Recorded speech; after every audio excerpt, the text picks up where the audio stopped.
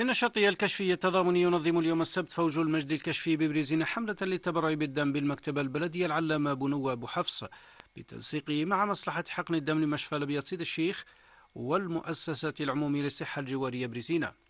وتهدف الحملة إلى توفير هذه المادة الحيوية بمختلف الفصائل ونشر ثقافة التبرع عند المواطن، حسب ما يؤكده زميلنا مصطفى مسعدي ضمن هذه المراسلة.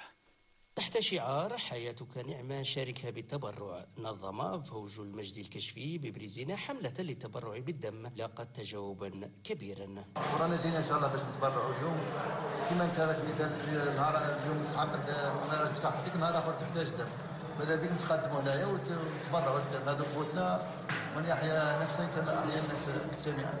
استجبنا لهذه المبادرة اللي نشجعوها وجينا ان شاء الله نتبرع بالدم لإنقاذ لعلنا ننقذ نفس إن شاء الله.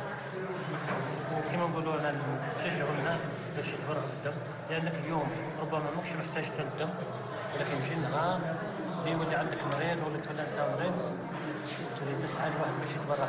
سمعنا عن حملة تبرع بالدم التي ينظمها فوج المجد الكشفي. جئنا للتبرع بالدم من أجل إنقاذ حياة شخص وحتى لا يكون حكر على الرجال فقط. المبادرة جاءت ضمن برنامج لتدعيم بنك الدم بمشفى الأبيض سيدي الشيخ.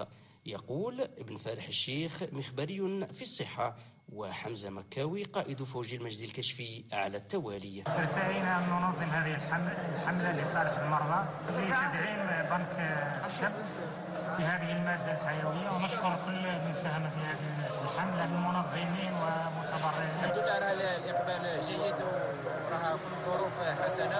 نشكر جميع المتبرعين وجميع المساهمين معنا في عملية الإشهار، سواء إذاعة البيض أو المساجد أو المحلات أو المؤسسات العمومية. ويعكف فوج المجد على المشاركة التفاعلية كمجتمع مدني حقيقي وبارز في تقديم الدور المنوط به. من بريزين راسلكم مصطفى مسعدي لإذاعة البيض.